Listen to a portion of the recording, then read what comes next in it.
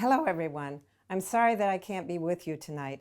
However, I'm absolutely delighted to receive this award from USF. I came to USF in 1960 as part of the new freshman class. The early 60s were a really good time for science. The country was worried about scientific competitiveness after the launch of Sputnik in 1957 and was investing heavily in science and technology. I rapidly found my home in the chemistry department. The department was special because it had just received funding for a new undergraduate research program funded by the National Science Foundation. I was so excited to be chosen to participate. Jack Fernandez welcomed me to his lab. In fact, the chemistry department was welcoming to women at a time when it was rare to see a woman in the field.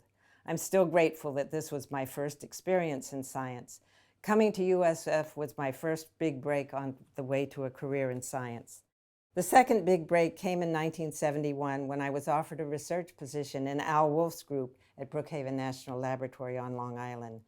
Brookhaven was established shortly after World War II, funded by the Atomic Energy Commission and dedicated to the peacetime uses of atomic energy.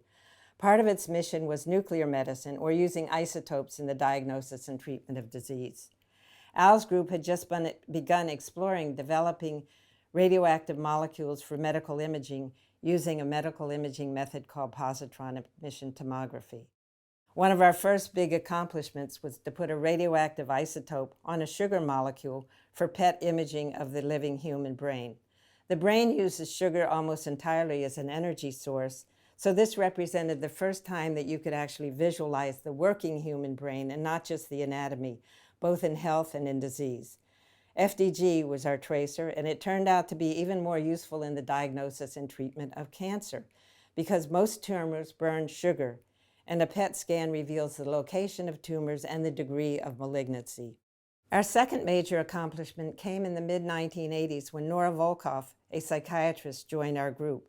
She wanted to use PET imaging to understand why people take drugs. Using our sugar tracer, FDG, and other tracers, we were able to map the brain circuits that are disrupted when people get addicted to drugs. This work was groundbreaking as it came at a time when the public perception of addiction was a lack of willpower or a moral weakness rather than a brain disease, which has enormous public health consequences and which is deserving of the same investment in talent and resources as other chronic relapsing diseases. One concluding thought that's been on my mind is that our scientific infrastructure has benefited enormously from public investment in science and technology, but also in human capital. We've welcomed students from around the world without regard to their ethnicity or where they come from.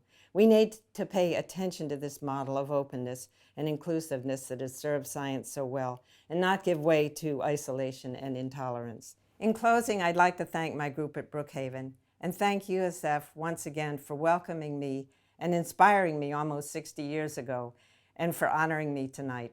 Thank you.